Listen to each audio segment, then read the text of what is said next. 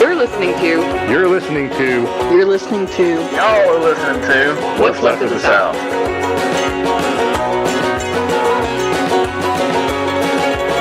Thank you for tuning in to What's Left of the South, a podcast about Southern working. I forgot. Hold on, wait. Southern working class history and current events. Leftist perspective. No, we're gonna keep going.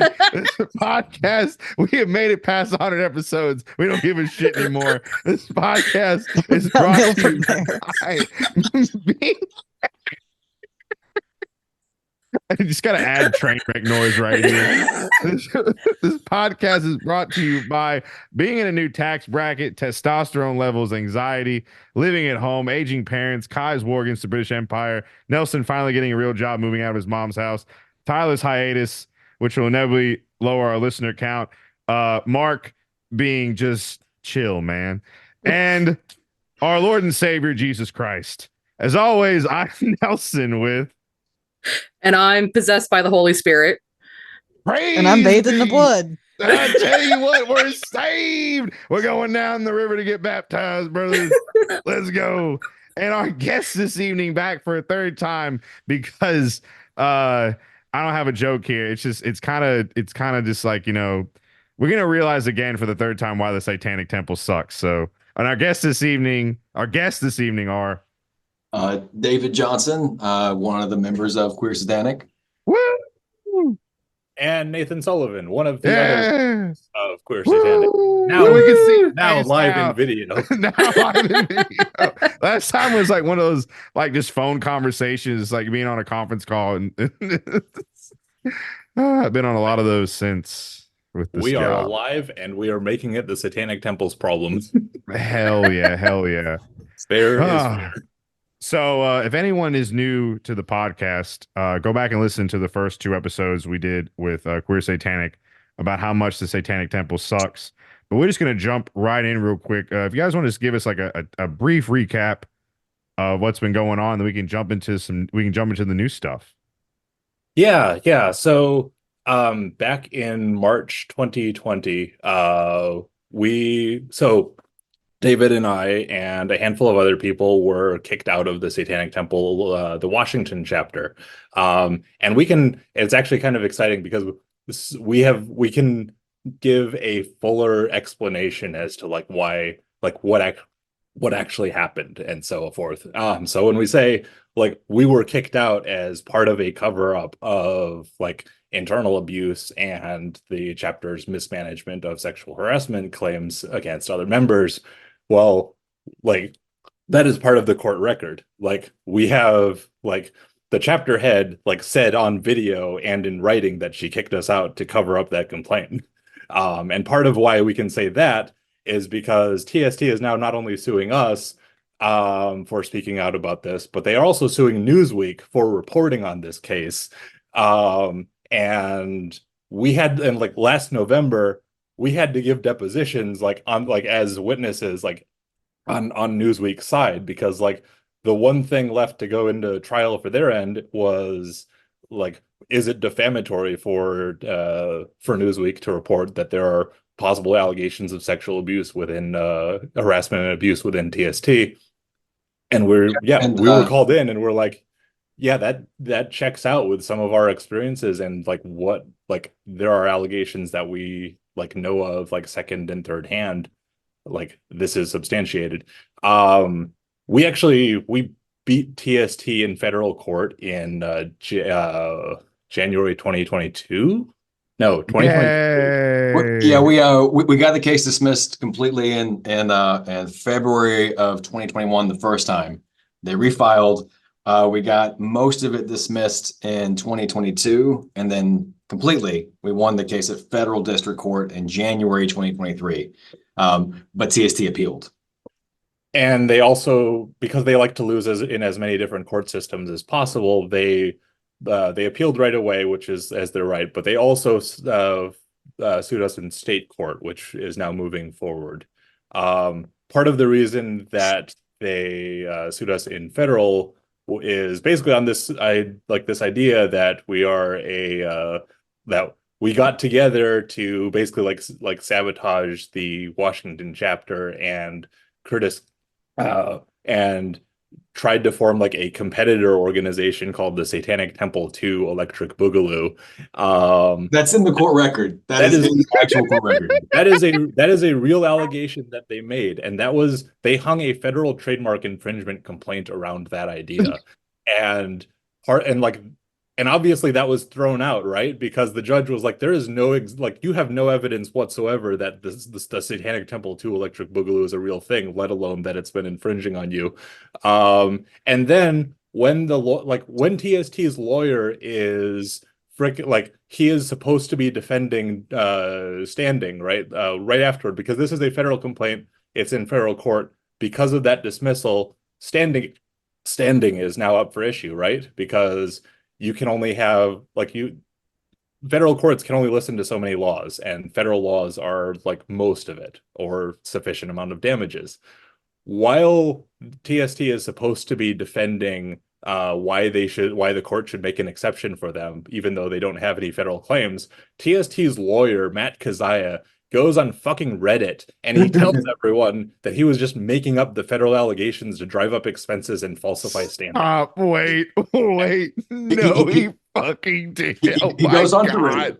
He goes on to has Reddit an and AMA says, where he all I had to say was Reddit. All I had to say was Reddit, and I knew it was gonna be a fucking train wreck. he says it's not smart to say anything about an active case, and then it's like 2 hours later, and it just like shows him just being like, yes, I'm just trying to make up stuff to make this like hit the dollar amount that we need.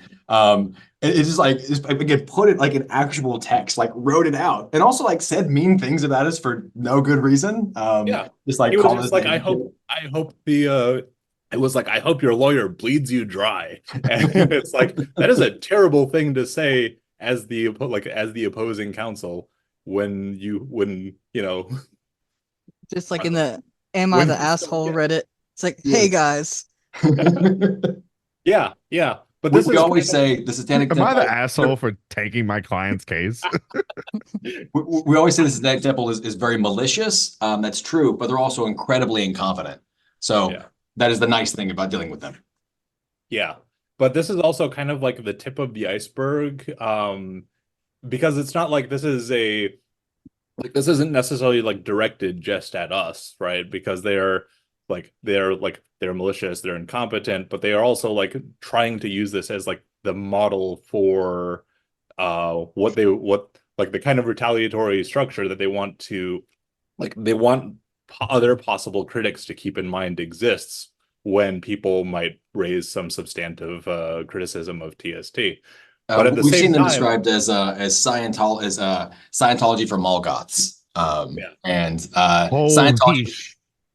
Scientology for Molgoths. We're just like, yeah, that does track. That wraps up what they're doing. That I'm like, I know that's how they've gotten brought up in like one of the first second like episode, but they go after y'all, and they go after people like Scientologists do. It's just, it seems like a cult. Like, it's just really fucking wild. You know, if it quacks like a cult, yeah, but there are like other things that like, so, you know, like last time we were on, the transcript for that episode made its way into the federal court docket. So congratulations. But like the transcript was accompanied by someone who identified themselves as a contractor for TST, that they are paid for to monitor us and other critics online and like stalking us, and they pass on, you know, theoretically defamatory commentary to like upwards, but like they don't know or care what the legal burden of proof is for defamation. This is just like whatever, you know, challenges the monopoly on their reputation that they want. Let's see. What is the other thing? And this kind of like over the couple of years, so they are, you know, they are deliberately keeping this lawsuit going, right? But at the same time, they don't necessarily want people to know what kind of claims that they're making or why it's been losing. So instead, they've had to kind of like build out this sort of like cultural, this sort of like internal culture that they are escalating, where they want people to automatically think of like former members of TST as inherently not trustworthy, as like inherently enemies, which is like this is a wild like thread for a religion to take, right? When trying to like preemptively discredit its enemies, they're like, okay, you can tell who you can't trust by if they call themselves former members, right? Yeah, Like, we sent you that video, right? We sent you the clip of like the animated film they made. Yeah, you did. I think you shared that on Twitter too. It's just like, what the fuck? Like, Like, to live free, to live rent free in their heads like that badly, they make some shitty animation video about y'all is fucking hilarious. yeah, and like oftentimes people will say, why are you so obsessed with TST? It's like, well, because they're suing me.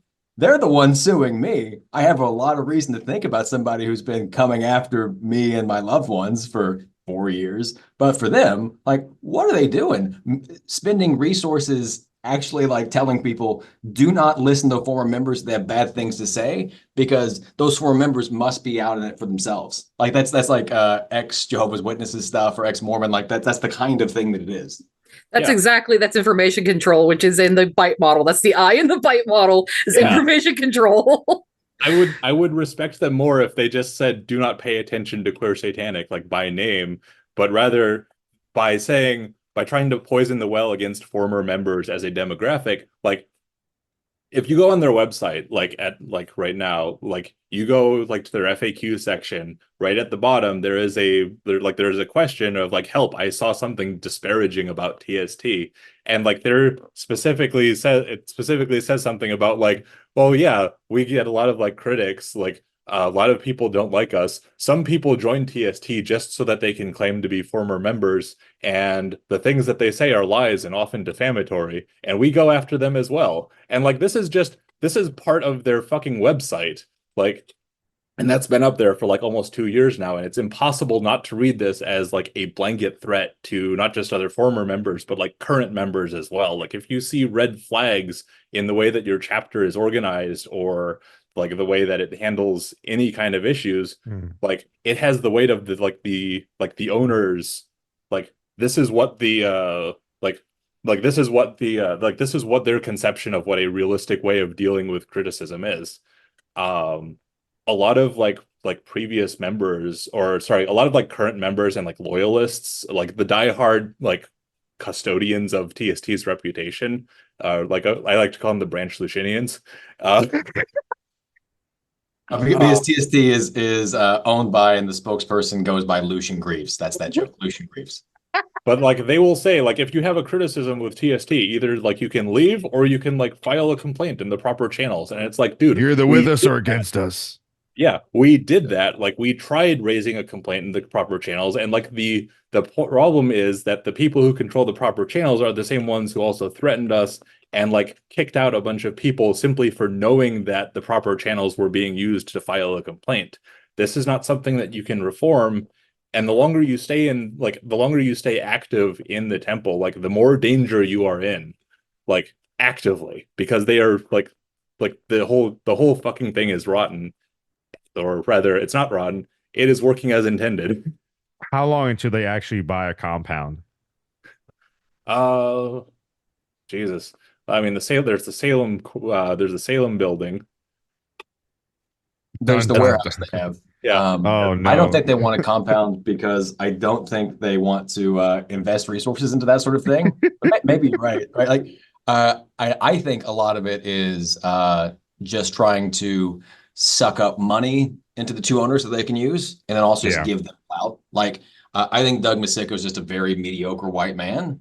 He's a late 40s, Gen Xer with bad opinions, but people listen to him because he's like a Satanist who will come on. And I wanted to say they're back in the news, right? That I just saw somebody like dressed up like what you would expect, like a cartoonish like Satanist to look like, and was dragged up and like went in front of some committee. Was it about was it about free speech or something with the statue and that one Republican? There's a couple of things. I think you're thinking of mostly out of Iowa, right? Yeah, Iowa. Yeah. Yeah. I don't know if David, you can probably talk about that one a little bit more because I'm mostly thinking of their like Christmas statue that they put Yeah. up at the city hall that got like decapitated by some Republican congressman. Yeah, Uh, what I remember is like there's been a couple different hearings around the country. There was one about having like chaplains, like Christian chaplains, and so they said, well, we'll have satanic chaplains if you do that. And I think that is to a lot of people, it's a really appealing idea, right? Where it's just like, oh, you want religion in your schools, you want religion in your government. We'll give you more religion. We'll give you Satanism, and the idea is that that's supposed to in some way combat it.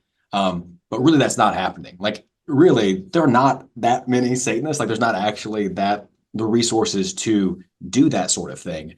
And so, what is happening is that Christian nationalists get to point to like a villain and point at them and say, "See, the Satanists do want your children. They're coming for you. It's the end times. Give us money." And TST has all of these, I guess, well-meaning liberals, even some leftists, who are just like, yeah, fuck Christ, hell Satan, and they just like give money or support it and not really like look into it, because like having one or two satanic chaplains in Iowa doesn't change anything when there's going to be dozens or hundreds other places. Like that's not really an effective form of doing it. And as Nathan has said before, there's a lot of people who think that just like there's going to be like some neutral arbiter who says like we all have to follow the rules. And there's like this supernatural belief that if you call it hypocrisy, they'll be like, oh, well, you got us, as opposed to just like, no, Satanists can't do it, but Christians can't. Like there's nothing stopping people from power from doing that. That's why they want power. yeah, there is like yeah, a lot of the I think a lot of like the public consciousness about like the around the Satanic Temple is like that like lure of like exposing hypocrisy of Christianity because of like a lot of people's like sense of like political engagement and even like sense of humor, I guess, is still like 2000s era Jon Stewart, and they're all like still thinking of like, oh, he's roasting the Republicans, he's showing the double standards, and they're like, oh, he's like, remember that time he destroyed Tucker Carlson with facts and logic, and it's like, dude, like Jon Stewart, like if Tucker Carlson was like actually destroyed, he like why did he end up getting a fucking direct phone line to the Trump White House? Like that is not destruction of like the enemy. That is, but that's kind of like we're in that's kind of like the same position here with like assuming that negative partisanship towards the Christian right automatically preempts you from having to look at who actually calls themselves your allies in that fight against theocracy. Yeah. And I think you, yeah, well, you guys both like hit the like touched on it, and there's I've always said like this does a lot more, this does more harm than good. And going back to the like the abortion cases, right, that they've tried to bring in multiple states, like being someone who works like closely and in like non like reproductive right nonprofits, it's just like like they're doing more harm than good because it gives that religious right, it gives anti-abortion people like, oh look, the Satanists want abortion. We've been right, like we've been telling you all this. They're evil, baby eating Satanists love abortion, and it's evil. Like we try, they people who don't understand or like haven't been like either an escort, a clinic escort, like worked for reproductive rights nonprofits, or like have been to an abortion clinic. They don't understand that like these protesters outside, they love this shit, right?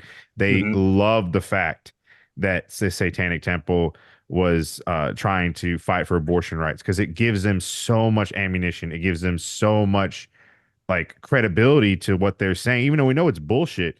But it gives them, like you guys said, something to point to and be like, hey, look, the Satanists do want to kill your children. They do want to bring evil. They do like are backing this evil thing that's abortion. We've been telling you all this since the 70s. Like this is right. Like how did you guys, like now we have proof. Look at the Satanic Temple wants to have abortion. And it's so dumb. And I'm so glad that like I keep trying, and you say like this, like you brought up another point. There's still like liberals and like well-meaning leftists that still support these people, and I'll try to be like, hey, they've lost their court cases, they're wasting your money, and the response always is, well, at least they're doing something, and I'm like, at least they're doing something. That pisses me off so much because Yeah, I'm just they're- like, hey, guess who else is actually doing something like clinic escorts, Yeah. people who work for reproductive rights organizations, abortion fund act, like all these people who have said, by the way, from like Yellowhammer, Lilith Fund to a number of other abortion advocates and abortion fund groups, like, hey, and I think it was the Texas reproductive justice, I forgot what their actual name was, but they're like, hey, please stop giving money to the Satanic Temple and give it to us. They're not helping the cause. Yeah. And it's so frustrating because I know for a fact, because I have family members that are like adamantly anti-abortion, that they're like foaming at the mouth every time someone brings up, oh, look, the Satanists are trying to protect abortion rights. And it's just it's using like such a bullshit argument. Like they're using the same argument that like the Christian right does. Like we should use like they're using religion to like get right. It's like, no, it's just like it shouldn't be a thing. Like religion in government obviously shouldn't be a thing. Like it's not going to get anywhere. It's like it's so backwards, and it's the same thinking that the religious right does to try to use religion to justify things. It's like you're just trying to be like edgy. To me, they're just like edgy cool, like they're trying to be like the edgy cool like South Park kids, right? And Well, it's just like their politics are very much like right-wing libertarian. Like that's what Yeah. they are. And oh yeah, definitely after those clips that you guys have shown, the shit Yeah. that they've said, it's like that stereotype of like white dudes in Satanism are just Nazis in waiting. It's so fucking 100%. true. Yeah. And like when you look at some like their early stuff, so Kevin Soling is one of the two co-owners. He is a multi-generational landlord. Like his granddad was a landlord, his dad was a landlord. Boo. He's a landlord, and that's where his money came from. And you can kind of see that in that his statement of like what TST could do is like, what if we made powerful people live by the same laws they make us live by? And it's just like, you got them, you tricked them, but like the point of having power is you don't have to apply rules equally. And it's like, if they were from pretty much any other demographic in the entire fucking world, they might have experienced how laws are unequally applied depending on who you are. So like their entire stated, at least, let's say if it is sincere, a belief in how change happens is just, it's fucking ridiculous. But the other thing that you're talking about, that like what they're doing is feeding a conflict narrative. And that really benefits the right wing. It really benefits TST because they're getting lots of donations. They're getting lots of volunteer laborers, getting lots of clout for the two owners. And it benefits media. So I think the one thing that I can say that they actually figured out that they deserve, let's say, some credit for figuring out is that if you feed media a prepackaged conflict narrative, media will just run with it and do almost nothing else because they don't have to do any investigative work. They quote the Satanic Temple. They say, what if Satanists were good, actually? Then they go find some right-wing Christians, and the Christians say negative things. The negative things they say are things that leftists and liberals like. They're like, oh, the reasons that they hate TST, I like that. And so they're even more likely to support it. And everybody in this whole ecosystem benefits greatly, except the people it's actually supposed to be for. We've talked before about abortion. You had the dearly departed Mia Raven came on and talked about how TST doesn't actually help. And one of the newer things that they did was they set up something called Samuel Alito's Mother's Satanic Abortion Clinic. And oh my God. I remember. Oh, Jesus. I remember you telling me about that. And I looked at that. Okay, real quick. That is exactly what we do not need. Because I know you're going to touch on this in greater detail, but I also want to reiterate, like that is the worst thing that they can do, because it gives the religious right such red meat to be like, that's like the cherry on top of their shit cake of this, like, hey, look, the Satanists have actually opened up an abortion clinic. Like it gives them so much ammunition. It gives them so much credibility to their bullshit argument. And it's like, if you're listening to this and you are still a card carrying member of TST, please stop listening to the fucking podcast. Like, No, burn that. keep listening so we I can mean, disabuse you of Yeah, like after this episode, if There's after so this much episode, worse. yeah, if after this episode, if you still like the TST, go fuck yourself. So like it's so and it not a lot of stuff gets me like just viscerally angry. This has every Yeah. time I run into somebody that still supports them. I'm like, are you a like? I'll be like, they're Nazis. They're fucking not helping the abortion cause, and they're full of shit. So Yeah. please So, stop supporting them. I do want to pick up on what you were saying though about the Satanic abortion clinic. You're right that it's bad just on like messaging terms, but I think a lot of people don't realize like how much worse it is than that. So when they first announced this, they announced it in New Mexico, so it's in New Mexico. There are already existing abortion clinics there. There are existing infrastructure set up. There are people who have been doing this for years, who've been doing it for years.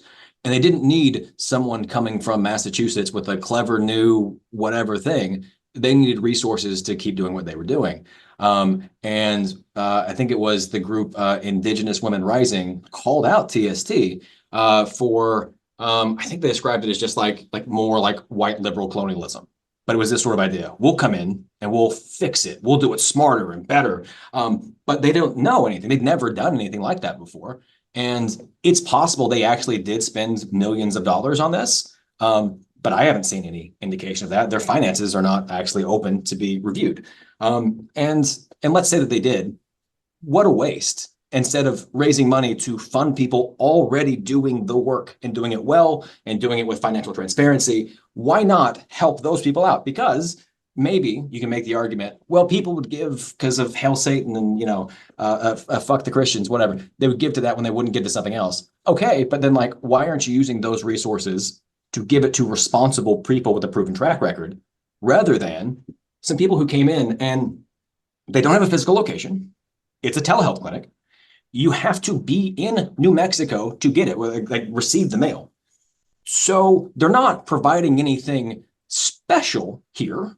They're just setting up another one.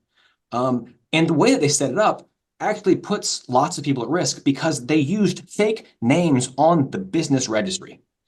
The two owners are named Douglas Alexander Masico, one, and Kevin Daniel Soling. Those are their legal names. That's their government names. When you sign things for the fucking government, you got to use your government name. That's how it works. You don't get to use your trademarked pseudonym, Lucian Greaves or Malcolm Jerry. Those are fake names. You can use those socially. You can use them in press releases. I don't give a fuck. But when you sign paperwork with the government, you don't get to make up a name, especially if you use Doug Masico once and Lucian Greaves another time. Now you're starting to commit what I have seen described as perjury because you're signing, you're affirming that I affirm this legal thing to be true. You're not.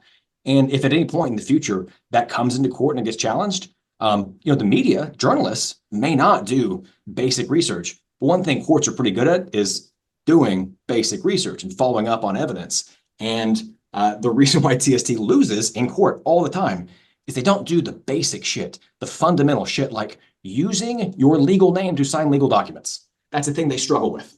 Yeah, they sue people who are not related to the actual cause of act to the case at hand. They bring in people that may not even exist, like in both of their Indiana and their Idaho cases, which were dismissed. Basically, like both of those cases were basically like copy and pastes of each other, just like changed the names of like local laws and stuff around. Like those were dismissed in part because they did not they were suing, like they just went straight for suing the governor of the state rather than like the actual like enforcing official. But also they could not show that the people who were like supposedly inconvenienced by the abortion bans even existed at all. Because they wanted to use pseudonyms. The courts would tell them, hey, you could put this under seal if you wanted, but they still said no. And it's like, well, if you're not going to do that much, you can't show that this court even has authority to listen to this case, so we have to throw it out. Like that is due process. Like that is like this is what happens. Like one of the major like apologetics for TST, like at least they're doing stuff, is this idea that they lose all of their cases because the courts are biased against Satanists. And it's like, no, that's bullshit. We're living proof of that. We're Satanists. We have beaten them. But like the court, like at the lower levels, like the courts are not like making up like new legal doctrines out of thin air just to like throw out these cases. Like these are like are you naming your, like are you showing your work, like are you like, is this a, like if they get caught on, is this a real person, is this someone who even lives in this state or like might live in this state or might have business in this state where this court is, like if you can't answer that, you don't deserve to have the weight of the state like against you. And like that's like, it is Yeah. to see that to see anyone defending like the entire basis of TST's like theoretical popularity as like legal geniuses relies entirely on not actually looking at these like these briefings or like the reporting. Like there is very little reporting actually done like in the mainstream. Like there's some in like legal journals and like Law 360 and whatnot, but that's not the same audience that TST is playing to. I'd say the one outlet that did the best was it's a Boston outlet called Universal Hub, and they would just cover basically every major event. And it was a TST was suing because they didn't get invited to give an invocation before the Boston City Council. It was a bad lawsuit, and they got beat pretty bad. Actually, their lawyer got sanctioned, got forced to pay money because he admitted, yeah, I was just trying to mess with the mayor. Or like she was trying to be mayor at that point, but he tried to depose her in Salem, Massachusetts on election day when she was running for mayor. And you don't get to do that. Well, so he also, part of why he got sanctioned was because he explicitly said that like in the local media that he was like trying to maximize political and legal pressure against her. Yeah. And so the judge was like, bad. this is bullshit. This is really bad behavior. Like you have an interesting case like on the merits, but you're like being such incredible jackasses about it, like not verbatim, of course, that like there have to be consequences to this. And like this is how it plays out in courts around the country. And like for ostensibly like so-called like skeptics and progressive bloggers to not report on these kinds of like these outcomes is to basically like to help launder TST's reputation, like honestly, I would say in violation of the right to informed consent of the people that TST and these bloggers are soliciting support from. Like you cannot build this like I'll call anti. out, Hamed Mehta, who used to be a Patheos friendly atheist. I think a lot of people have seen his stuff. I'm like, wow, he does good stuff. He covers this great stuff. But then like, if there were any other religious organization acting the way TST does, would he give them a pass? Would he go out of the way to give them the benefit of the doubt and just like repeat their press releases verbatim? Would he have forgiven any other religious organization that made people sign non-disparagement agreements for life? Because to his credit, back in 2018, Hamat did like share that news, and he just took it at face value that TST stopped doing that. And there's a whole ecosystem of media, the right-wing media, the kind of let's call it down the center liberal media, and then also just like this like skeptic media like Nathan was talking about, that all like have their roles. They know the part they're going to play, and they're not really looking into it. And I brought up Universal Hub because they just actually just reported what was happening at each stage of the case, and it made TST look bad.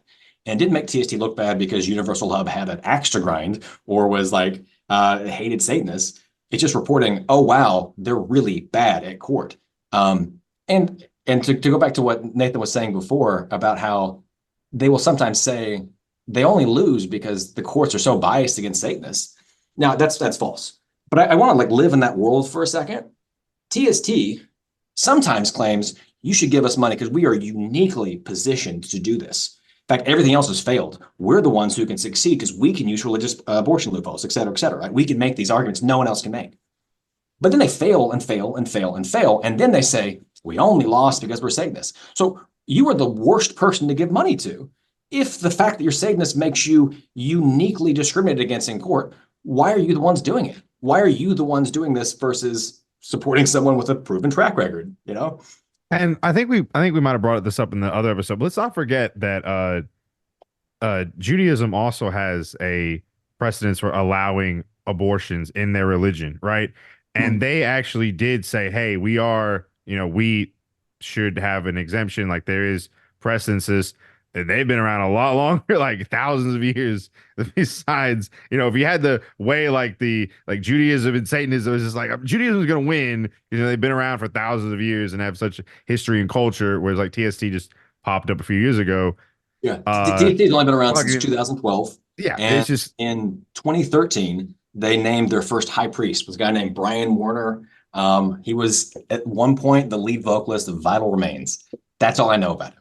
But he was a Satanist, and he got famous after that a little bit because he became someone holding signs that said like "Satanist for Trump." It was oh like my God. Hell Satan for Republicans, whatever. So this is like 2016 when he was doing that. And he went out and was just like, I was really upset when my girlfriend got an abortion without me like giving the okay for it. So like the first dude they brought in was someone whose opinion on abortion was, I don't know, if I can't like have a decision on it, I don't like it. I don't like pro-choice. They're not really deeply committed to anything.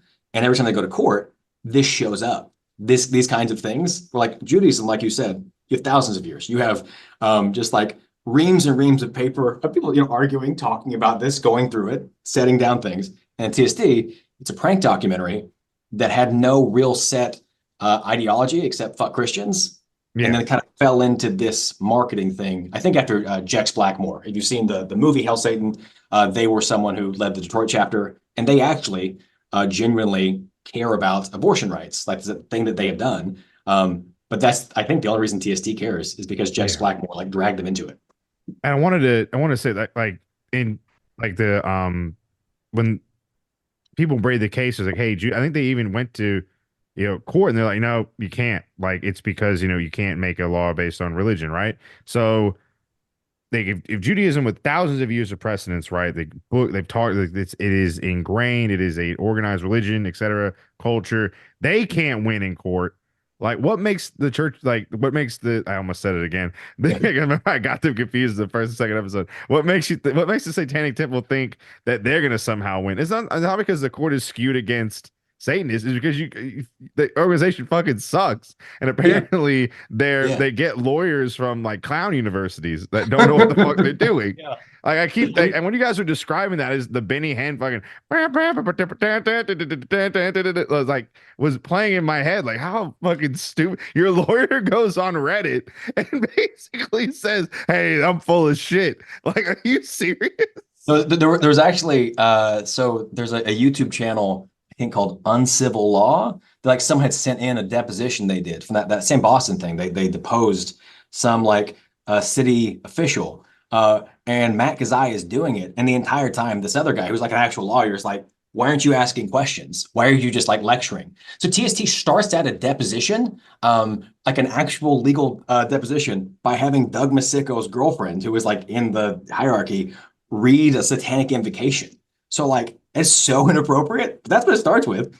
And then they just like go on, and it's a lot of Matt Kazai just like saying things to the person, not asking questions. At some point, the guy admits he didn't read all of the emails he got from the opposing counsel.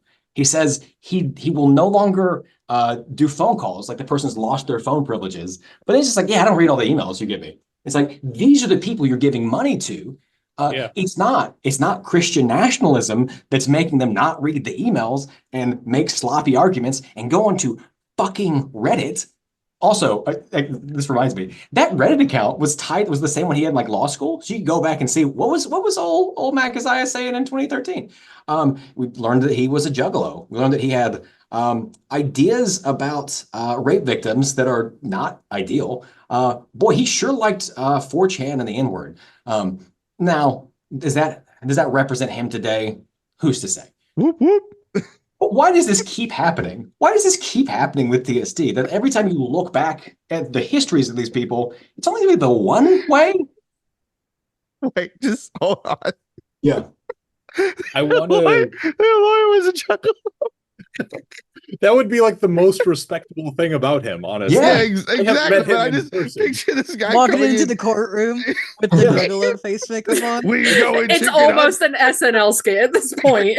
If he came in It's with like the chugging. face paint and like just like double fisting cans of Fago, There you go. His fucking Hatchet Man tattoo, just like that would be his greatest legal accomplishment so far, because we've been reading his brief for the last 4 years. Really, Kai, right? This really is an SNL skit. Someone should write this. This is fucking Just great. suit, but face paint.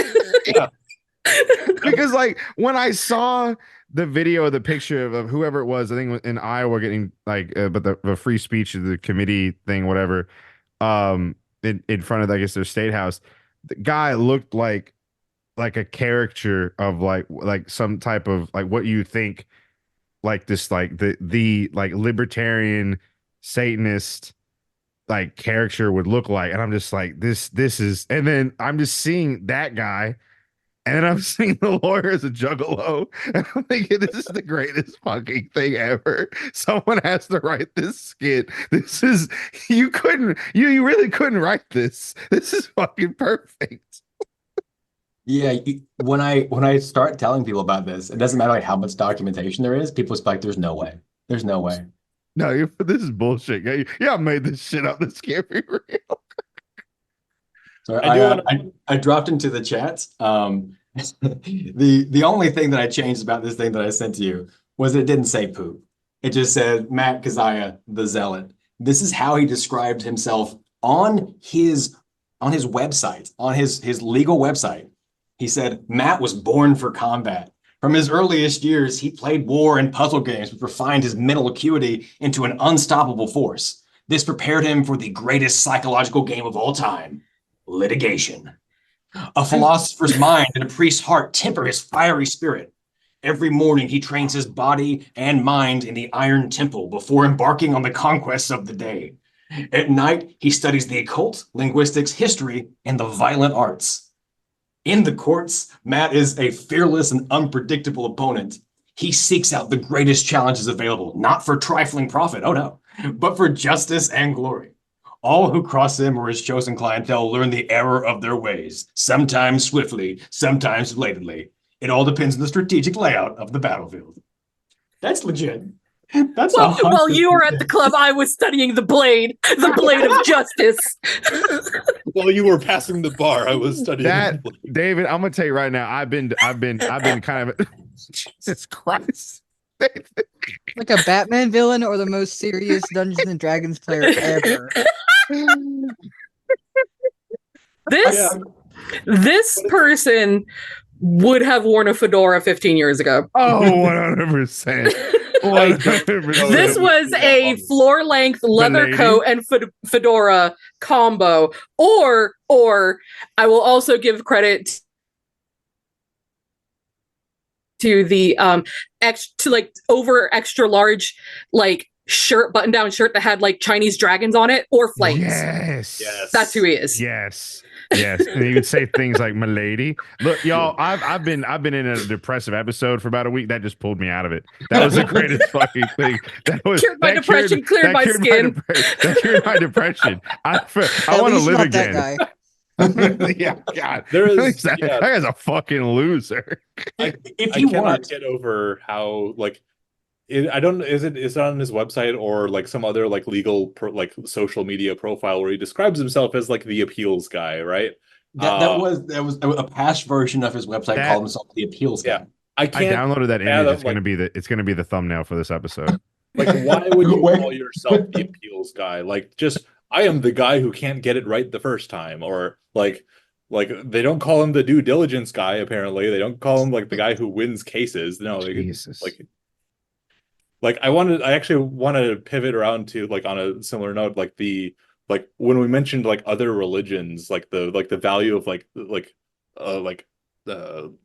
sincerely held beliefs in other religions around getting around abortion exemptions. Like there was a when the abortion ban in Indiana went into effect, there was an interfaith group of women and femmes who got a successful injunction from that ban while the case was pending.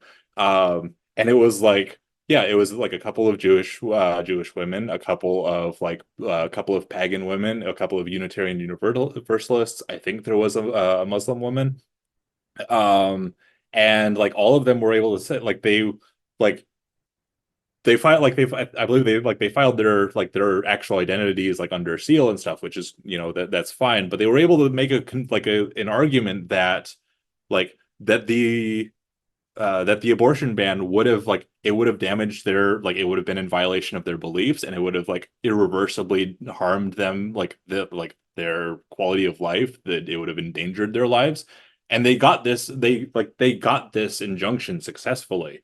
So you can even in a right-wing court system, you can get that by making a sincere, a good faith showing of what your beliefs are and how they affect your life. But it's worth mentioning, it's worth pointing out, I think, that like TST is nowhere to be seen in this freaking interfaith group of people who want this exemption, right? And I can't help, I have to wonder, they, TST gets a lot of credit for pushing the idea that you can quote your sincerely held beliefs to get this exemption ban. It's it's their whole bread and butter, right? But when it comes to actually doing it successfully, they're nowhere around. And I'm wondering, did this group of women, did these plaintiffs did they look at TST's strategy and were like, okay, we could definitely make this work, but we have to make sure not to include TST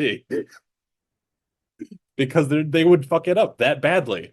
And that is dangerous for anyone who is looking at this as a possible defensive strategy, because TST has been way back, even way back in 2012, 2013, even when it was just a couple of emails between a couple of absolute dipshit guys, one of their plans for TST was, hey, what if we come up with a religious exemption that we can use to get people to buy merchandise and stuff. That's all this is. In their freaking,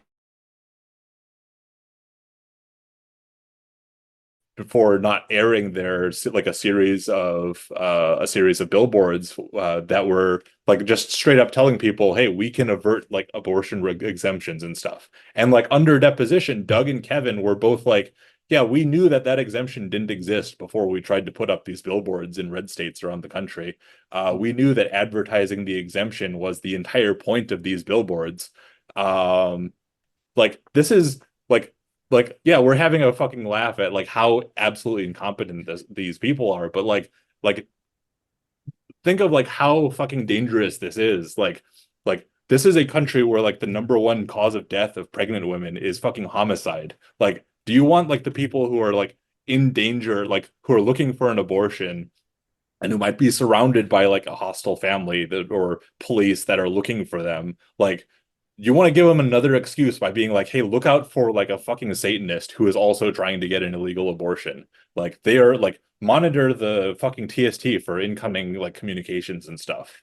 This puts real people in danger around the country. I have no idea the extent to which it has already happened or might happen, because TST just uses they cite clients who may as well not actually exist. But I hope they don't. But yeah, and you brought up a really good point, and I obviously we don't know, but if they're this incompetent when it comes to their legal team, et cetera, how competent are they with keeping the information of people that have contacted them a secret? Because as we all know, it's getting to the point where there have been a few cases here or there where red states have tried to get information from blue states or from states where abortion is still legal about people who have crossed state lines to get abortions. And Yellowhammer and some other groups in Alabama are currently suing the attorney general because of Alabama's law saying that you could get charged with conspiracy if you do help somebody access an abortion across state lines. And so they're trying to figure out hey, what is the actual law? So and TST has actually tried to advertise that they're not sure, but they think this might protect you. They have gone out and said, like, on their Oh abortion day, God. like, hey, Yeah. and don't say Alabama specifically. Like, yeah, if you're in Alabama and you do this, well, we got religious exemptions. I've heard that. I've literally heard people think that people really actually do believe that they have a religious exemption Yeah. because Yeah. of like, Because and it's TST advertises it. Because God, TST makes no, billboards that's and not Facebook ads, Yeah. and the that's media not runs articles that's about it. not how that works, people. If No. you're listening to this, it's not how this works.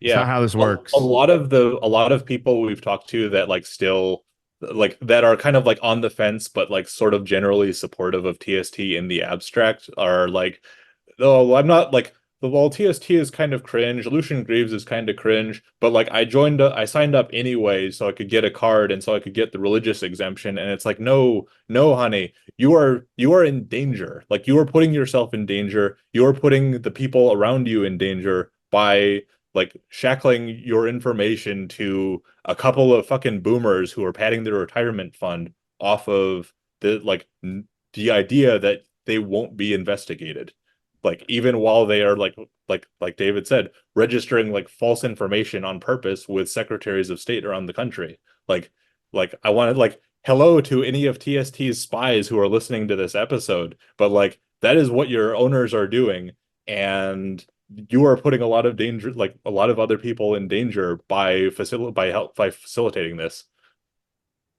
Yeah, like that. It's literally something that people in like the abortion rights networks have like talked about. Like, we do not have there are no exemptions for this. The state governments can and have, I can't remember, I think it was Idaho, have specifically gone after people crossing state lines. Like our Steve Marshall, Alabama's attorney general, has said that he wants to go after people going across state lines because in Alabama, under Alabama's law, it is conspiracy, right? To commit to, I forgot what the actual, it's based on our conspiracy laws.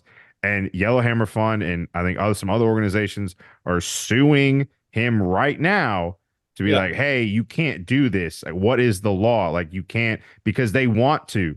They really want to, and they've said that they will. So there are no exemptions. So anyone listening to this who somehow thinks that there are no exceptions. Like they will get preys you on ignorance of people. And I understand like people, it's easy to be ignorant. It's hard to know things. But while there hasn't been a ton of talk from abortion access funds and journalists, et cetera, why TST is bad, there's been a few. Like there was the Jezebel article with the Yellowhammer Fund and the Texas Legal Access Fund. Like there have been a few, and some people have said things like on Twitter.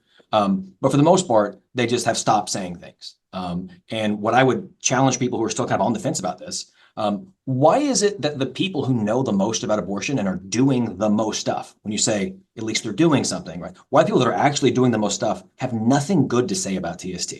Why is it that they don't bring this up? Why aren't the organizations that have been on the ground and doing this for decades, why aren't they suggesting that you become a TST member to get this special exemption?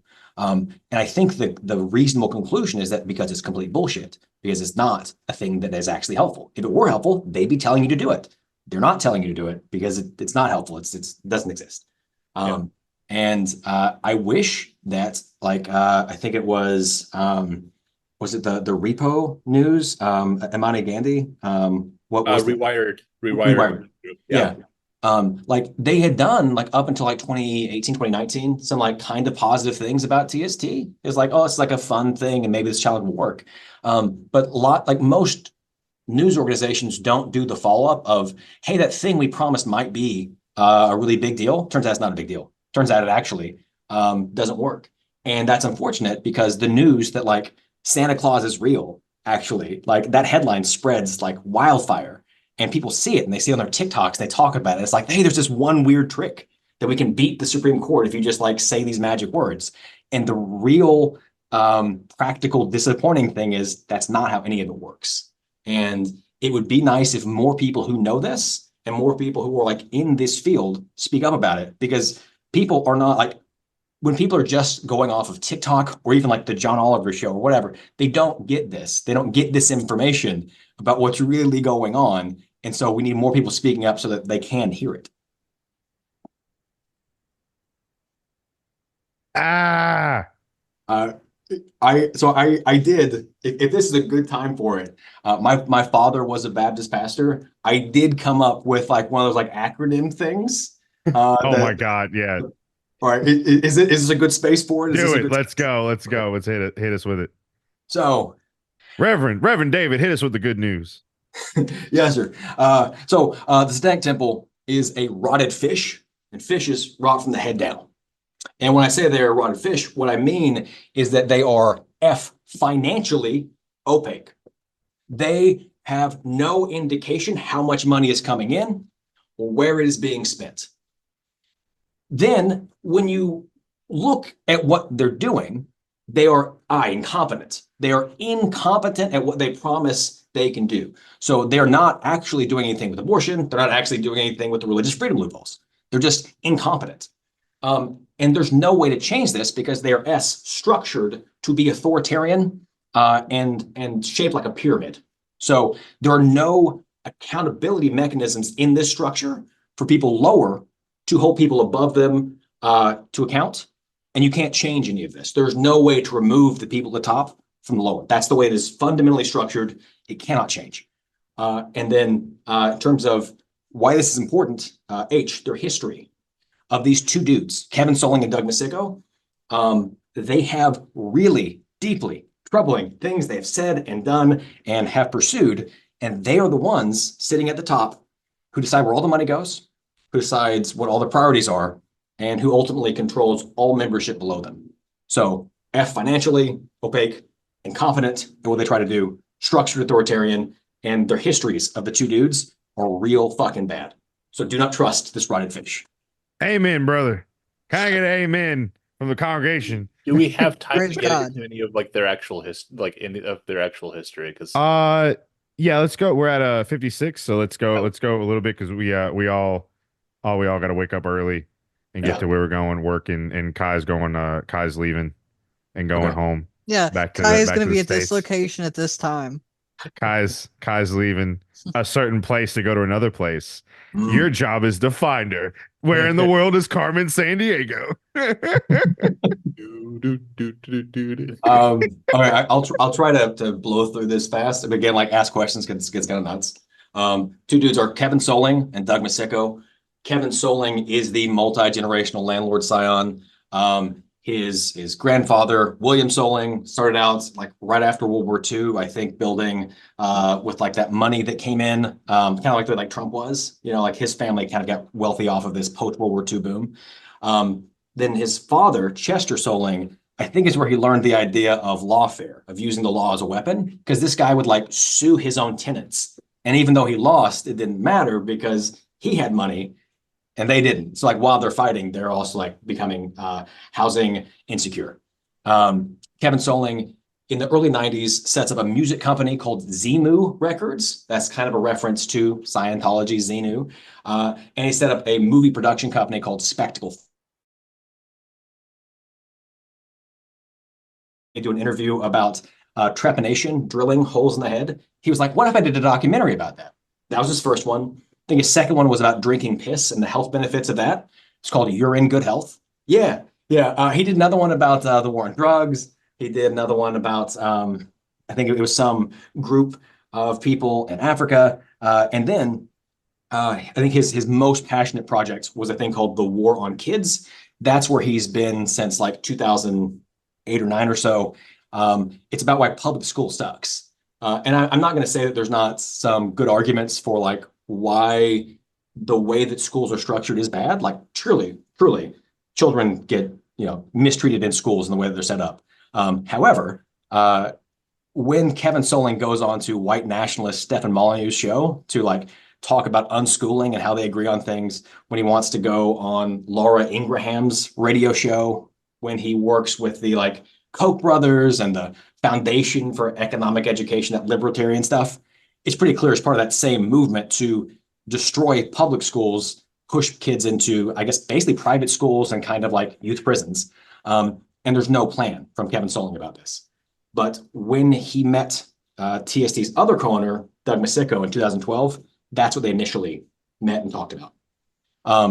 Kevin Soling also tried to be a cargo cult messiah. He went to the South Pacific island of Vanuatu, and brought stuff and said that he was might be John from the Messiah to them. And he made at least one movie about that was so unpopular he aired it once. As far as I know, has never released it because he's just like white savior bullshit. And I think in one of the trailers, someone says, "I think you're just a lazy guy who wanted to start a cult that already existed," or something like that, right? And to make this guy even worse, he is a rabid fucking Zionist. He blocked the promotion of somebody within TST, so reportedly, because that dude had been in Students for Justice for Palestine in college.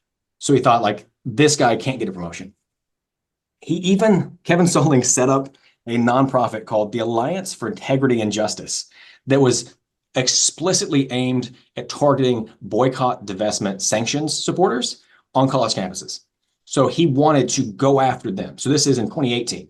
He is going after people for peacefully protesting the Israeli apartheid state. And he gave an interview to the Times of Israel as Malcolm Jerry has sued them, as like TST, saying that he fully supported Israel and the reports of war crimes by the IDF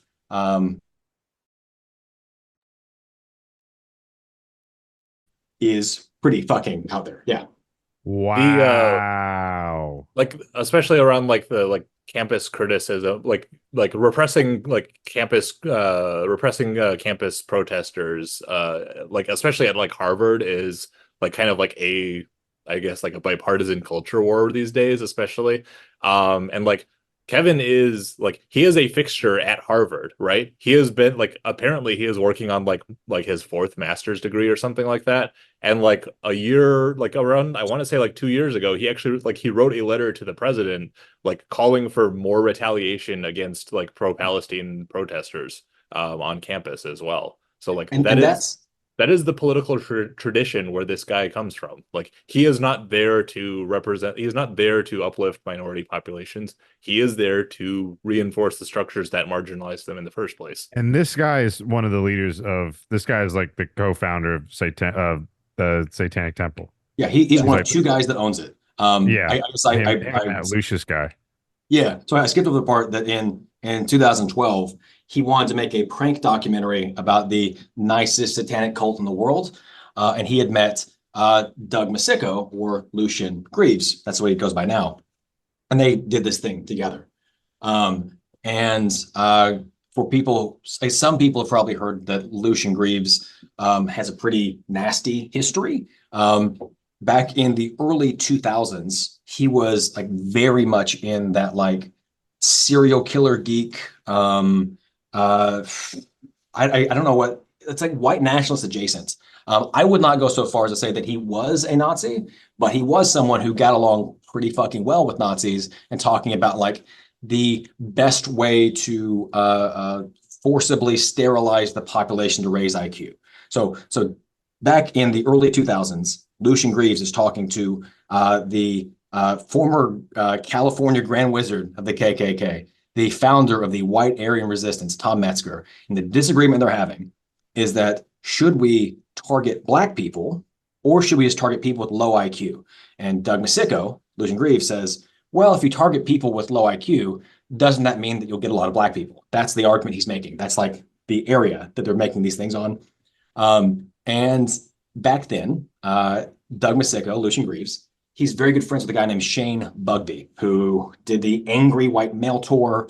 He did, like things in that space. If you were alive in the early 2000s, I feel like you know the kind of guy that we're talking about, where they're supposedly like for freedom and things, but they're always like for the free speech of Nazis, misogynists, talking about sexual assaults, talking about genocide, those kinds of things. That's where he was in. And a lot of people who defend TST will say that was a long time ago. And it's true. A lot of these like clips that we have from 2003, 2004, like 20 years ago now. But in 2013, Doug Masico, when he's like putting together this prank documentary with Kevin Solling, didn't go well at first. So he called up Shane Bugbee, who was like a more authoritative Satanist, someone who had history and had like media connections. And Shane Bugbee comes in and gives them advice like, hey, you should tell people that like being a member gives you certain religious freedoms. This is 2013. So as of 2013, Doug Masico has not changed that much. And I would say there's no real reason to think he has changed overall, because this is a guy who created a website called thisgenix.com. Doug Masico did, Lucian Greaves, talking about how like the problem is that we have too many stupid people breeding, and we need to do more forcible sterilization based on IQ, right? He keeps that website up until 2018, when his comments that were anti-Semitic came out. As the leader of TST, Doug Masico has repeatedly gone to bat for literal neo-Nazis. I'm talking about like Augustus Sol Invictus. He went to bat for Milo Yiannopoulos, the alt-right launderer journalist guy. Everyone knows Milo now, right?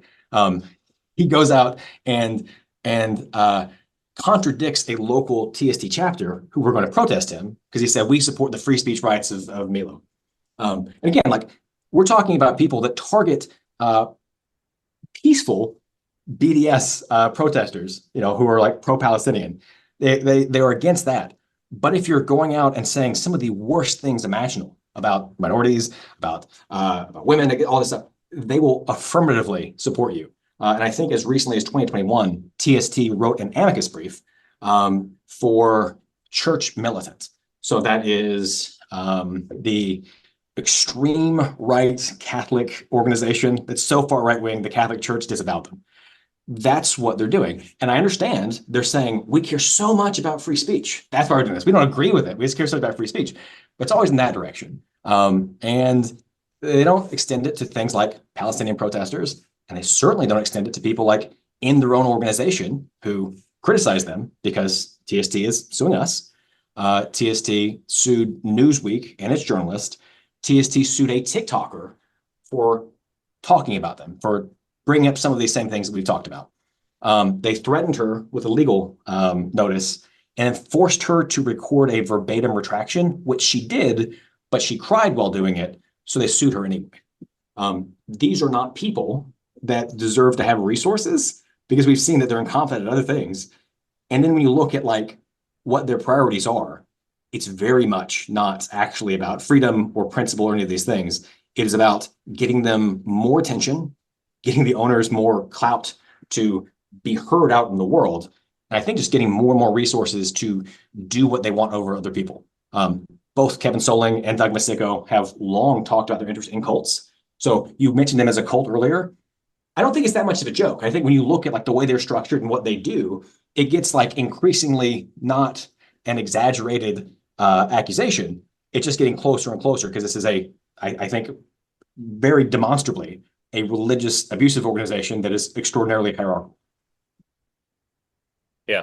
If you, and some of the the diehard loyalists and stuff, like the people who like call them like are TST members and would call themselves like the like real like progressives and skeptics, like have you described this organization like in an abstract way? Like what would you think of like a religious organization that like shoves NDAs onto its members and pays people to stalk its critics and like files like frivolous lawsuits around the country like retaliating against constitutionally protected speech?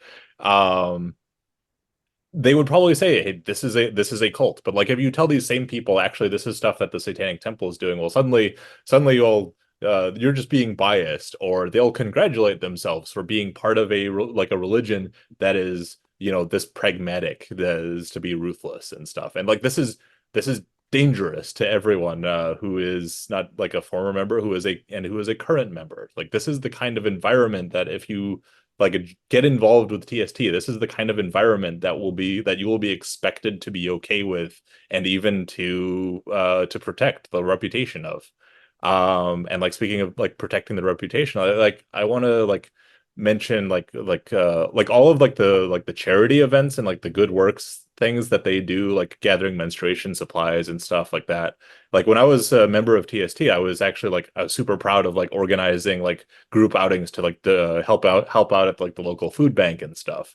A lot of people who join TST in my experience are people who just want to do like community service and who want to do good things, and like these things are good like in a vacuum. but like in real, like these are you need to think of these things as philanthropy, the same way that like Bill Gates like donates to charities that he owns, or the way that the Sackler family like puts their name on museums to cover up the fact that they kicked off the opioid crisis. Like the good works that the charity stuff that TST does, like they are good in themselves, and most people join for the chance to do those things, but like they are there to as far as TST's owners are concerned, they are there to launder a reputation that the owners, Doug and Kevin, could not get on their own. And yeah, it is dangerous to everyone. Like we met like 3 dozen other, like a whole group of other people who left TST Washington, like the same chapter we were kicked out of a year ago. And they realized that like all of the stuff that we want to do, like we don't need TST to do. And that should be the takeaway here, is like you don't need TST's permission to do community service or to support abortion rights or to support actual like religious freedom and stuff. Like TST needs you to do those things because it needs you to cover up all of the fucking mass grave of skeletons in its closet. Yeah, and even like independent orgs or people that like maybe saw what TST was doing and didn't want to be part of this, they've been able to have successes. Like for example, I think it was Reno Satanic Reno in Nevada gave an invocation. There's Satanic Idaho, where 2 people there have been involved in like speaking on legislation, whatever. Like for all the things that I've said that I don't like it, if you like those tactics, being on TST is not necessary. In fact, it's usually an impediment. If you want to do this work, you're the one who needs to do it. And it would be nice if you didn't have to kick money upstairs to some people in Salem or be beholden to NDAs. Because as much as we've talked about how TST is completely incompetent when it comes to fighting Christian nationalists, they're not a threat to the Christians. They are a threat to other Satanists. They're a threat to people who are in their organization and who they can learn things about and gather contact information, that kind of stuff, and then use it to retaliate against them later. If you care about these things, you should support organizations that are already doing the work, like abortion access funds. However, if there's a thing you don't see somebody doing, you can do it, and you don't need TST's help. They're just going to like get in the way and possibly hurt you. Yeah. And I'm glad that we have these 3 episodes out that can show people, hey, they're full of shit, and you definitely shouldn't join that organization and give them money. Now, you said 3 episodes. Did I black out for one of them? I only remember episode 66 and this. Was there another one in between? No, this is the third. This is 3rd episode, right? We've had you guys on. This is the 3rd time. I only remember the 2 counting this one. I'm having a look. Oh God! Did I imagine an entire episode? Mark, help! It might be 2, bro. I'm sorry. I thought there was Whatever you 3. got, I thought I'll this would be 3rd. How many episodes? Oh God, they've gotten in my head. The TST is implanting false memories in my brain. Oh, that's a whole other episode.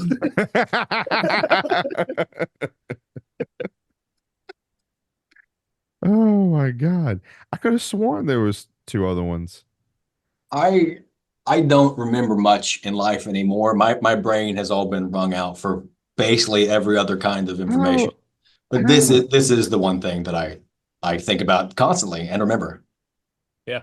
We have had to become basically experts on this, like against our will, just defending ourselves from TST, like, and they're like absolutely frivolous arguments, and we want to make sure that like no one else is making this mistake, or rather that no one else gets preyed on by them, because like, you know, there are plenty of like there's a lot of things that like about TST that are like legitimately appealing, but that makes them more dangerous. And like you can't build a whole religion just off of negative partisanship towards the Christian right, however justified it is. Oh wow, there was only the other one. I could have sworn we did more. Maybe you were thinking of the time that it came up with Mia. That's the only time that I remember y'all talking about TST otherwise. Well, anyway, the second episode, if you find it's a Mandela effect. If you find the second episode, if you find the other episode in the alternate timeline, let us know about it and tell us what we talked about. But Mark, Kai, do you have anything you guys want to add in about how this is just juggalo lawyers and Pyramid Nazis? schemes. What'd you say, Mark? Oh, like it's like a pyramid scheme. Like You know, exactly. I will only I've heard it described as a pyramid scheme before. I like to say a pyramid shaped organization only because like you don't have to there's not like a direct money thing like a pyramid scheme, right? Like Like buying into it. yeah, it's not like that. They're perfectly happy with you just volunteering your time and promoting them for free. They will also take that. Kai, I know you like to dunk on mediocre white men. So let's what do you got? What do you got?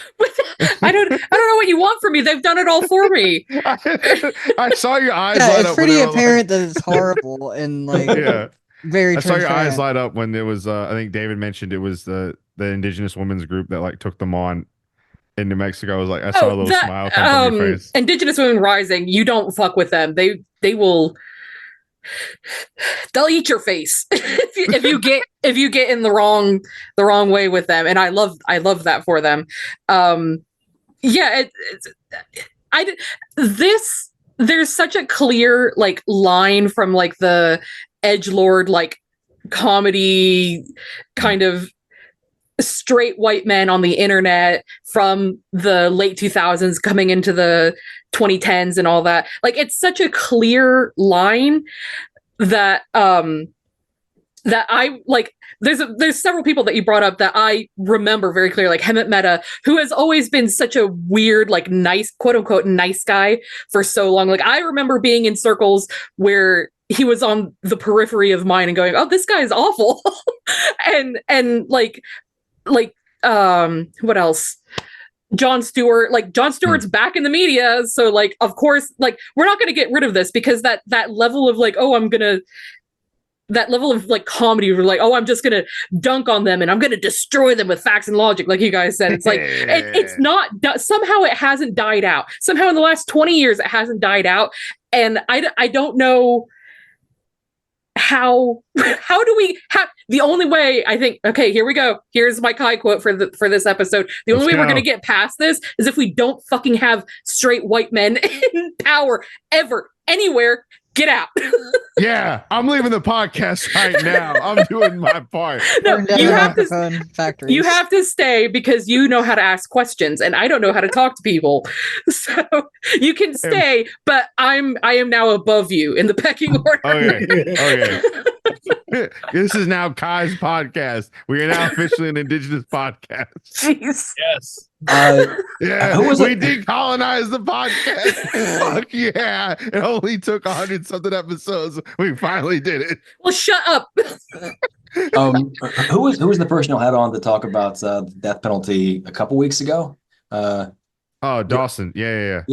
I was just thinking about that because it come up that it's like there are Christian churches that people think about and they go, oh, fuck Christianity, fuck Christian churches. But then there was also like the Black Christian tradition, and like not that there aren't issues with that too. I'm sure if you're in that tradition, there's like problems you're going to push back against. But what I've noticed as a Satanist is that people are really attracted to the aesthetics of rebellion without understanding like what it means to be rebellious, and like they're not interested often in the work of rebellion, of taking real risks. And I think there's not a real risk in just like pointing out hypocrisy of saying like, you said one thing and then you did the other. Like that's nothing. That's just in the air. And like actually showing up to do things is hard fucking work. And it's a lot more liberatory to, for example, be part of like a food not bombs line that's getting ticketed by the cops. Or it's part of even a Christian church who is out there doing work housing homeless people. These are all things that like don't have the aesthetics of being rebellious because they're not wearing black. They're not saying hell Satan. They don't have like goats, but they're doing things that oppose power structures. And a big problem I think that we have is that people want to skip straight to, I have the identity of a rebel. I'm someone who is like doing this like I'm dressing the right way and saying the right things, as opposed to doing the boring, hard work of fighting power, which sometimes means bad things happen to you. Sometimes when you do the thing that is right and stand up for vulnerable people, you'll get hurt for it. And I think that's a hard thing for a lot of people to accept. Unfortunately, among Satanists, they skip to the part where they're just like, I'm against society now, without actually doing the things that are fighting this in a meaningful way. The last thought that came to mind about all of this is that in another lifetime, which I've discussed on this podcast before, I was part of the online like atheist and skeptic like world, and very quickly, after being part of that for not a very long time, there were queer people and women and people of color who were starting to band together and going, hey, these people who are kind of like the thought leaders in this are awful. This was back in the days when like Richard Dawkins was always talked about, because I was on the more like scientific side of like watching like the YouTube stuff. Richard Dawkins was talked about. Daniel Dennett was talked about. Christopher Hitchens, God, I hope he's roasting in hell, was talked about. Like these people were awful. And all of these, anybody who is not a straight white man started banding together and saying like, hey, the people who end up being the leaders of these organizations. So, geez, can I name some of them? David Silverman from American Atheists. Right. See, I found my people.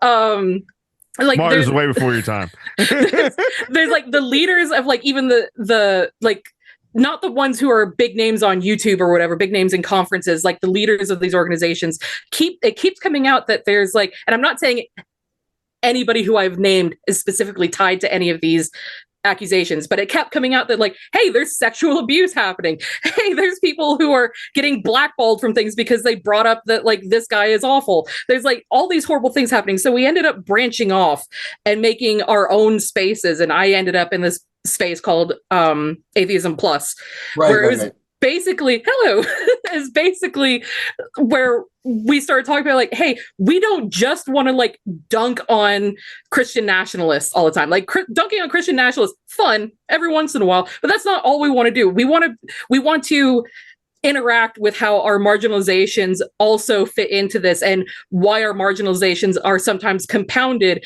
by Christian nationalism. We want to talk about more than, oh, this is Daniel Dennett's fucking Brights thing. Daniel Dennett had this thing where he wanted to talk about people who weren't part of the American Christian tradition were called Brights, which is the worst name. But we wanted more from this, and we wanted to actually start helping. We wanted to do things that's like, hey, if we are recognizing this is how American Christian nationalism is impacting us, it's impacting other people, what can we actually do to make this different? And we got just obliterated, just absolutely obliterated by the mainstream skeptics and atheist community, because they hated that we were, in their eyes, attacking their supremacy, their leadership of these organizations, and that the only thing that they wanted to talk about was Christian nationalism. That's the only thing that they wanted to attack, because that was the only marginalization that they had, was that they were atheists, and that was the only thing that they could like bring up that was a marginalization for them. And we had repeated attacks in our forums. We had repeated like DDoS attacks. We had really, really horrible pictures of mutilated human bodies sent to our DMs and things like that from these things. That is why I want to like bring up that like this is a straight line. There's a straight line from early 2000s edgelord humor to where I was 10, 15 years ago in the atheism space to now with these same guys who are leaders in the Satanic Temple. It's a straight line, and they're not changing, and you shouldn't be trusting people like this. So that's my soapbox moment for this evening. They also real quick, the Satanic Temple got Mark. Oh no, Mark! Mark. Okay, so for everyone now, Mark's not here. He can't defend himself. Mark is very bad. He's very bad at charging his tablet or laptop. It's like a running joke. We won't get the actual USB connection, micro USB. What I think it's what it is. And Kai and I give him shit about it. So his laptop died because Sweet Mark is gonna sweet Mark. But all right, so y'all, David, Nathan, thanks again for coming on. This has been another great episode. Second episode, possibly third. If we jump timelines, there is a hidden second episode out there somewhere. I promise you. But we do have the audio clips, and we'll slice them in either at the end, the beginning. With definitely it's the really hot ones that really go to show you how shitty these people are with their fucking opinions. But yeah, thanks again for coming on, y'all. We really appreciate it. Is there anything you want to plug, social media, where people can follow y'all, anything going on with the cases, et cetera, et cetera?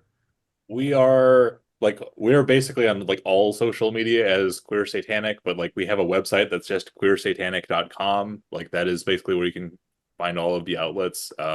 This year I would like to finally like get into like video production or something. I'm a middle, so like I'm a 30 or 40-year-old white man. I need to start podcasting, right? Hell yeah, brother. making some of this research like more like digestible, I guess. By all means, like if anyone like wants to donate to our legal defense fund, we absolutely appreciate it. If you are still not necessarily sold, like that's fine. Donate to the National Network of Abortion Funds instead. Donate to the UN Relief Works Agency. Like find a better cause. Like there is so much work that needs to be done, and TST is just like a tapeworm that is siphoning the resources away from those. But to be clear, if we have won you over, our legal bills are significant. So please do donate to us. Yeah, I'll definitely send me that link again, and I'll put it in the show notes. So definitely donate. Please donate. And then the second thing is, if you do not have money, something that's a huge help to us, just like organizing all this, keeping track of it, the.satanic.wiki. The Satanic Wiki. It's just helpful for like, what are all these corporations? What are all these fucking lawsuits? Who are these people? Helping fill that out is just nice because like I sound like a crazy person when I'm like, yeah, I've been targeted by a satanic cult for 4 years now. People was like, okay, buddy, all right.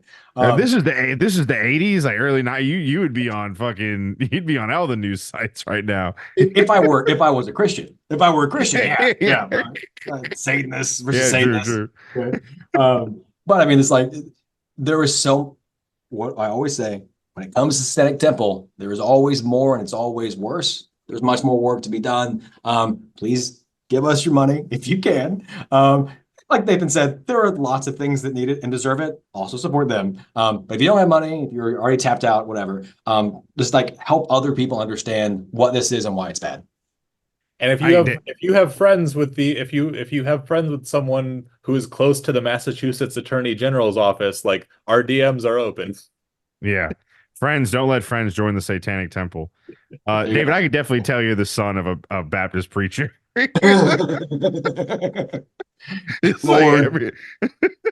Lord Jesus, Father God. I'll tell you what, give us money to be healed. I mean, you don't got a tithe, but if you did, I wouldn't. If you do, brother, give us some money. We got the revival coming up this weekend. We need all the money we can get. All right, y'all. What's left of the South? We believe the South will rise again, this time for the right reasons, as being worker-owned means of production. Wow. Decolonization and self-determination for all oppressed peoples. Make sure to click on our link tree in the show notes to find all of our social media, Spotify playlist, our merch store, and subscribe to our Patreon to hear our After Dark series. Shout out to new Patreon subscriber Heath. Our producer is Mr. Speaker. Our theme music is from the band The Last Thing You Remember, edited by Psychotic Refuge. We're coming to you from the Magic City, Birmingham, Alabama, as well as Sweet Georgia and Jolly Old England. We'd also like to recognize we're recording on occupied land that rightfully belongs to the Muskogee and Creek Nations. Mark is gone. We have a transmission from him from the other side. From the other side. From the other side. Ooh. Mark says, shut up, Nelson. That's what I say. But Mark it's an says, episode. Mark says free Palestine. Hell yes. Yeah. All right, y'all. Till next time. Adios. Oh wait, no, I almost hit the wrong button again. How do we get to this point? I mean, education is supposed to be, this stimulating, this learning environment, preparing kids for the adult world. I mean, when did it shift from education to this more culture of discipline? Well, education by its nature, these public schools as they're defined, always was fundamentally problematic. And if you look at the proficiency in writing, it's 13% of the country of the United States. So schools have always failed. They've never been very good at educating, and this is sort of a continued trend. And the problem is that schools are governed by social efficiency, which means that they have to process large numbers of people, and they can only do this if they are an autocratic institution. And their primary means of creating stability is suppressing dissent. What I think the transformation that took happen was that we went from a homogeneous population in these schools to a heterogeneous one. And so where you have a common culture in school, where everyone sort of comes from the same background, it's easier to suppress and keep people in line. But when people have different cultures, greater efforts have to be made to basically keep people in line and enforce the conformity that is demanded and required in public schools. They're not good places to learn, and they're not good places to be. Now, I know that you say schools, I read that you say schools... But I gotta tell you, the F word still has them all beat. What? F word still has them all beat internationally. I go to other countries, I still see fuck on the wall. I never see nigger written on a wall. Interesting. When I was in Italy, I didn't see nigger anywhere. But you went to the fascist leader's house. Actually, I was in a fascist neighborhood right outside the Vatican, and it was a real nice, clean area. But you would see swastikas spray painted, like the crosshairs. I don't know what you call that, but it was a fascist symbol, a circle with just the crosshairs in it, with little fascist logos and everything else. It was a clean area, nice area. If you went to the shitty side of town on the wrong side of the tracks in Rome, saw little hammers and sickles painted on the walls and shit like that. That was the difference. Wow, that's crazy. I think it says a lot, and I think it stands to reason. And you bought that T-shirt. What did your T-shirt say? Oh, in Italian, it says, "You're with us or you're against us," and it's a fascist shirt. It was a fascist logo on it. I actually got it at a little fascist kiosk outside of Gabriel D'Annunzio's palace. And who is that again? He is, he was like the first fascist. He's the godfather of fascism. Italian World War I hero that occupied the Promised Territories after the First World War with the black shirts. One of those hidden heroes. People should look him up. Look him up on the internet. Good deal. Doesn't like a little cripple time down here at RadioFreeSatan.com. Yeah, we love the retards. Very important. Yeah. Kids of Whitney High. Right. Make some beautiful music. First one's in the fucking showers. The fucking showers. First go the retards, then go the Jews. The retards are Next entertaining. Is the sniggers and the spics, and then more Jews. Okay. Right. You can tell a retard it's got a bug on the back of its head and watch it spin violent circles, and everybody has a good time. When I was growing up, I had this friend of mine. He had a cousin that had Down syndrome, and he moved in with his grandma and the Down syndrome chick, and her bedroom was next to his, and he said he used to have to listen to her masturbate at night. He had to, huh? Well, yeah, he's just living in a fucking trailer. Some shit. fucking retard is masturbating and making all this noise. There ain't I've no heard way the you're not tards listening have to quite it. the sexual appetite, too. Mm-hmm. Oh, yeah. And then I was dating this girl, and she had an older aunt that was a tard, and she got knocked up by the mailman, because the mailman would come and sweet talk his way in until eventually he knocked her up. Yeah. And that was in Texas. Yeah, it doesn't even seem like Friendly. the Tards are at a loss to find somebody to do it with them. What is going on? That's dysgenics. That's pretty desperate, I'd say. Yeah, it is. What's going through your mind when you're looking at that mongoloid fucking face and you're going, yeah, that's some butter for me. I don't know what is going through your mind. Pure Bad perversion. thing. It's all about perversion. Having a submissive. Definitely all about perversion. That's why I would do a book called Sex Crimes. Any retards in any stories? I do not believe that there's any retards in that particular anthology. No retards. I'll write you a retard story.